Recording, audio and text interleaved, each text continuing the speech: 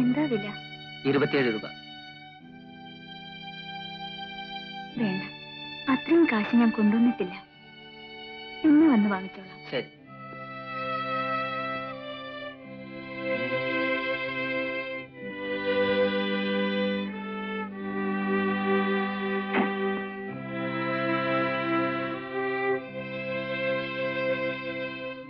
മരുന്ന് വാങ്ങാൻ കാശ് തികഞ്ഞില്ല.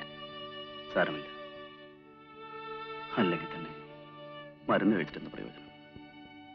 ഇതാ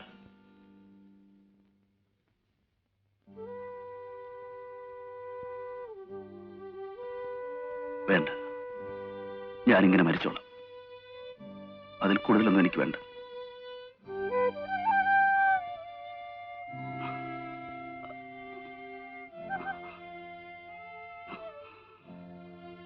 ജയൻ, നിനക്ക് എന്തു പറ്റി? എന്തു പറ്റി ജയൻ?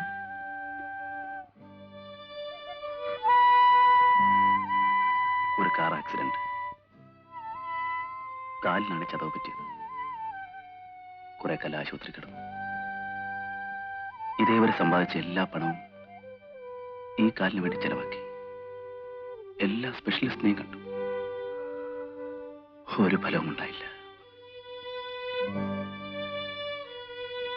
ആ ഇടവേളയിൽ പുതിയ ഗായകർ കയറിപ്പറ്റി. അവരാധിപത്യം സ്ഥാപിച്ചു. ഞാൻ ഈ നിലയിലെത്തി. സ്റ്റേജ് പ്രോഗ്രാമിനെങ്കിലും ആരെങ്കിലും വിളിക്കുമെന്ന് വിചാരിച്ചു. പക്ഷേ അവർക്കും വേണ്ടത് ഗ്ലാമറിൽ ഇന്നത്തെ പ്രതിഭകളെയാണ്. എനിക്ക് ദുഃഖമില്ല. പലരും എനിക്ക് സഹായം വെച്ചുണ്ടാക്കാൻ ശ്രമിച്ചു. ഞാൻ തടഞ്ഞു. ആത്മഹത്യ ചെയ്താൽ പോലും ഞാനതിന് സമ്മതിക്കില്ല. തെരുവിൽ പോയിരുന്നു പാടിയാലും എനിക്ക് 5-6 രൂപ കിട്ടും. അതുകൊണ്ട് ഞങ്ങൾ ജീവിക്കും. എന്റെ ശബ്ദവും ഹാർമോണിയം ഉള്ളിടത്തോളം കാലം എനിക്ക് ആരുടെയും സഹായത്തിന്റെ ആവശ്യമില്ല. ഇങ്ങോട്ട് വരുമോളെ. ചെല്ലുമോളെ.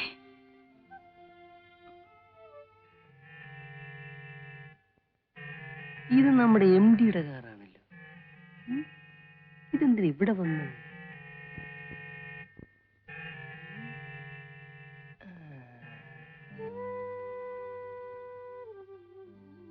എന്നാ മോളെ വെച്ചോളൂ.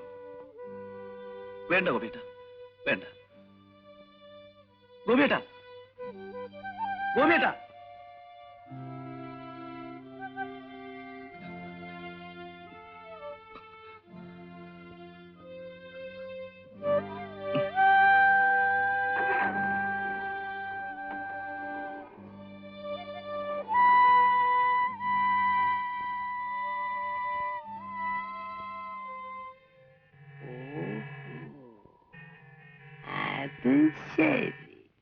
അങ്ങനെ ആവില്ല.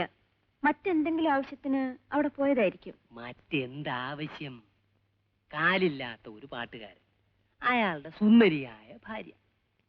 വേറെ എന്തിനാ അവിടെ പോണത്? അല്ല, ഞാൻ എന്റെ ഒരു സംശയം പറഞ്ഞതേ ഉള്ളൂ കേട്ടോ.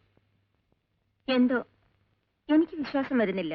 പങ്കംപിള്ള അപവാദമൊന്നും പറഞ്ഞുണ്ടാക്കരുത്. ഇത് നല്ല കഥ. ഇത് അപവാദമാണ്. വേണമെങ്കിൽ വിശ്വസിക്കാം, അല്ലെങ്കിൽ വിശ്വസിക്കാതിരിക്കാം. അത്രേ ഉള്ളൂ. ഇതിലിപ്പോ എനിക്ക് വല്ല കാര്യമുണ്ട്?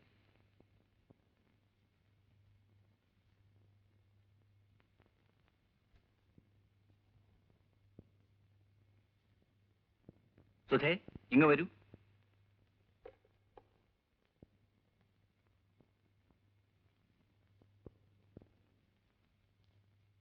എന്താണ് സർ? ഇതൊന്ന് ടൈപ്പ് ചെയ്തുകൊണ്ട് വരൂ. ശരി സാർ. സാറിനെ കാണാൻ രമ എന്നൊരു സ്ത്രീ വന്നിരിക്കുന്നു. വരാൻ പറയൂ.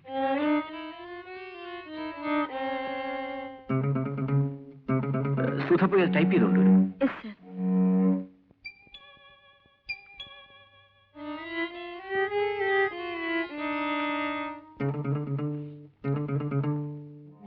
ഇതാണ് സാധനം. ഞാൻ പറഞ്ഞപ്പോ വിശ്വസിച്ചില്ലല്ലോ. ഇപ്പൊ എങ്ങനെ ഇരിക്കുന്നു? എന്താണിത്?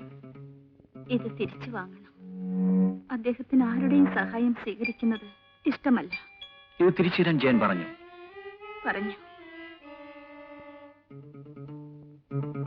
കൊള്ളാം. തെറ്റിദ്ധരിക്കരുത്. ആവശ്യമുള്ളപ്പോൾ വാങ്ങിക്കൊള്ളാം. ഇപ്പൊ ആവശ്യമില്ലേ? ഇല്ല.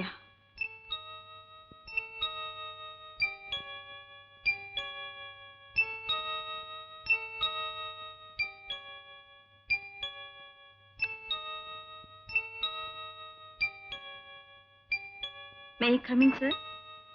വരൂ സുധേ. എന്താ പതിവില്ലാത്ത ഫോർമാലിറ്റി? അനുവാദം ചോദിച്ചു വേണോ അകത്ത് വരാൻ? ചിലപ്പോൾ. എന്താ സുധയുടെ മുഖം പാടിയിരിക്കുന്നത്? ഒന്നുമില്ല സർ, ലെറ്റേഴ്സ് ടൈപ്പ് ചെയ്തു. പറയൂ സുധേ, എന്താ മനസ്സുള്ള തുറന്നു പറയൂ. ഇതുവരെ എന്റെ ഭർത്താവിനെ കുറിച്ച് മാത്രമേ തെറ്റിദ്ധാരണ ഉണ്ടായിരുന്നുള്ളൂ. ഇപ്പോൾ പുരുഷന്മാരെല്ലാം ഇങ്ങനെയാണോ എന്ന് സംശയിക്കേണ്ടിയിരിക്കുന്നു. എന്താ അങ്ങനെ തോന്നാൻ? ഓരോന്ന് കാണുമ്പോൾ അങ്ങനെ തോന്നിപ്പോകുന്നു. രമയെ പറ്റിയാണോ സൂചന? എങ്കിൽ സുധയ്ക്ക് തെറ്റി. രമ ആരാണെന്നറിയാമോ? അറിയാം. കാലില്ലാത്ത ഒരു പാട്ടുകാരന്റെ ഭാര്യ. മുഴുവനും ഞാൻ തന്നെ പറയണോ? പറയൂ. ഇപ്പോൾ സാറിന്റെ കാമുകി. അല്ല, പിന്നെ അവളാണ് എന്റെ ഭാര്യ.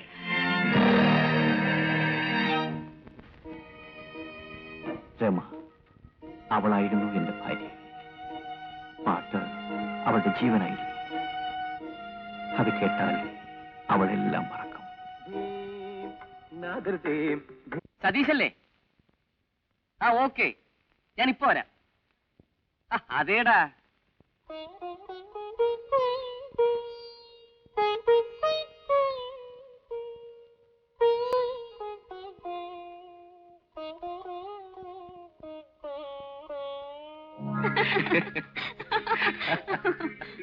ഇന്ന് നമുക്കൊരു പടത്തിന് പോകാം. ലവ് സ്റ്റോറിക്ക് ഞാൻ 2 ടിക്കറ്റ് എടുത്തിട്ടുണ്ട്. ഏത് ഷോയ്ക്കാ? 3 മണിക്കുള്ള മാറ്റിനിക്ക്. ഇപ്പോ മണി 1 ആയുള്ളൂ. ആ, നമുക്കൊരു കാര്യം ചെയ്യാനല്ലേ, ഇവിടെ അടുത്ത ഹോട്ടലിൽ എന്റെ ഒരു ഫ്രണ്ട് താമസിക്കുന്നുണ്ട്. ദുബായിൽ നിന്ന് വന്നതാ. നമുക്കൊന്ന് പോയി കണ്ടേച്ചു വരാം. വേണ്ട, ഞാനില്ല. ഒരു 5 മിനിറ്റ് കണ്ട് സംസാരിച്ചിട്ട് തിരിച്ചു പോരാം.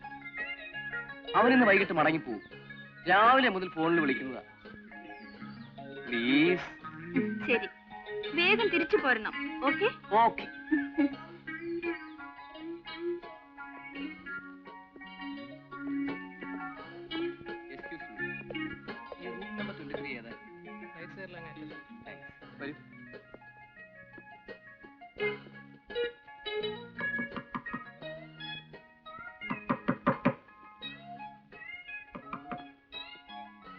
ഹലോ, ഇതാരും മോഹനോ? വരൂ, ഇരിക്കൂ ഇരിക്കൂ. അല്ല, ഇതാര്? തന്റെ വൈഫോ? വൈഫായില്ല, വിവാഹം കഴിക്കാൻ പോകുന്നതേ ഉള്ളൂ. പേരില്ല താ. ആ ലതേ, ഇതെന്റെ ഒരു പഴയ സുഹൃത്താണ്, മിസ്റ്റർ സതീഷ്. ദുബായിക്കാരനാ. ആ, തനിക്കെന്താണ് ഒരു പ്രയാസം? ഒന്നുമില്ല. ഇവരുമായി വരുന്ന കാര്യം തനിക്കൊന്ന് നേരത്തെ വിളിച്ച് പറയാമായിരുന്നല്ലോ. ഓ, അപ്പൊ വിളിച്ച് അനുവാദം ചോദിച്ചിട്ടേ വരാൻ പാടുള്ളൂ. അല്ല പിന്നെ? എനിക്ക് എയർപോർട്ട് വരെ പോകേണ്ട ഒരു കാര്യം ഉണ്ടായിരുന്നു. എന്റെ ഒരു ഫ്രണ്ട് വരുന്നുണ്ട്. അത് ശരി, അപ്പൊ ഞങ്ങൾ പോകണം അല്ലേ? ശരി, പോവാ. ഇരിക്കണോ, താൻ എന്തൊരാളാ? ഞാൻ അവനെ കണ്ടിട്ട് 1 മണിക്കൂറിനുള്ളിൽ വരും. അതിനായി. അപ്പൊ പോയിട്ട് വാ. ആ പിന്നെ, ഞാൻ തിരിച്ചു വരുന്നതിന് മുമ്പ് പോയിക്കളല്ലേ?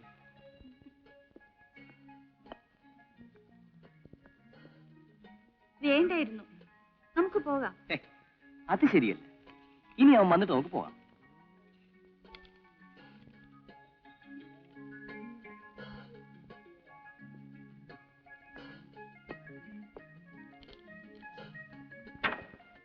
എന്തിനാ കഥ കടയ്ക്കുന്നേ? അതെ, ഹോട്ടലല്ലേ, വരുന്നവരും പോകുന്നവരും ഒക്കെ നോക്കിക്കൊണ്ട് പോവും. പ്രത്യേകിച്ചും ഒരു പെണ്ണിരിക്കുന്ന കണ്ടാൽ.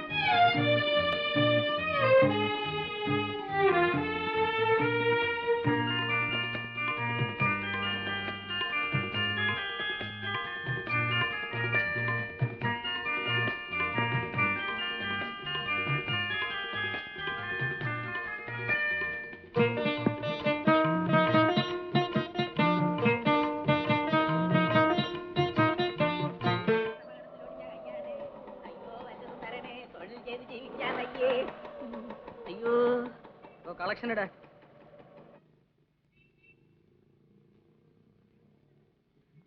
എന്താടോ ഇത് 12 രൂപയോ? ഇതുകൊണ്ട് എന്റെ സ്കൂട്ടറിന് പെട്രോൾ അടിക്കാൻ പോലും തികയില്ലല്ലോ. എന്താണ് എന്റെ ഉദ്ദേശം? തന്നെ കൊണ്ട് പറ്റില്ലേ പറ, ഞാൻ ചെയ്തോളാം. എനിക്ക് നല്ല സുന്ദരമായിട്ട് തണ്ടാ അറിയാം. വൈകുന്നേരം നമ്മളേക്കും കളക്ഷൻ കൂടും. ശരി ശരി, നല്ലപോലെ അധ്വാനിക്കണം. നിങ്ങളെയൊക്കെ വിശ്വസിച്ചാ ഞാൻ ഈ സ്കൂട്ടർ വാങ്ങിയത്. ഇടോ, നടന്നു വരുമ്പോഴും സൈക്കിളിൽ വരുമ്പോഴും സ്കൂട്ടറിൽ വരുമ്പോഴും എല്ലാം ഒരേ കണക്കിലാണല്ലോ താൻ കളക്ഷൻ തരുന്നത്. വെറുതെ വീണ്ടും എന്നെ തെണ്ടി ആക്കരുത്. നീ മറ്റുള്ളവന്മാരൊക്കെ നോക്കിയിട്ട് വരാം. വിളിക്കടോ, കൈ അതിനകത്തോട്ട് ഇട്ടിട്ട് വിളി. ഇടാ മുതലാളി. അയ്യോ, കാർ അപകടത്തിലൊടിഞ്ഞ കയ്യാണ്. കൈയുള്ളവരെ ഈ കൈയില്ലാത്തവരുടെ അയ്യോ. ചിത്ര തിയേറ്ററിൽ ഒരു പടം ഓടുന്നുണ്ട്, ഗംഭീര പടവാ. ഞാൻ 2-3 പ്രാവശ്യം കണ്ടതാ. എത്ര കണ്ടാലും മതിയാവില്ല. പറഞ്ഞില്ലല്ലോ. മുതലാളി,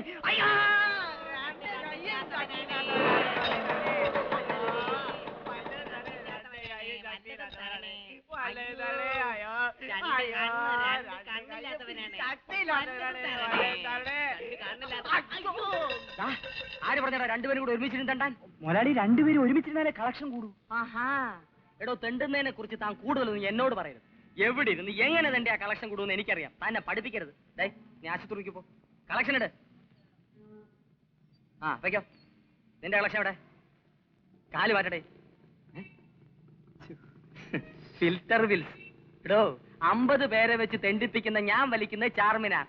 50 പേരിൽ ഒരു തെണ്ടിയായ താൻ വലിക്കുന്ന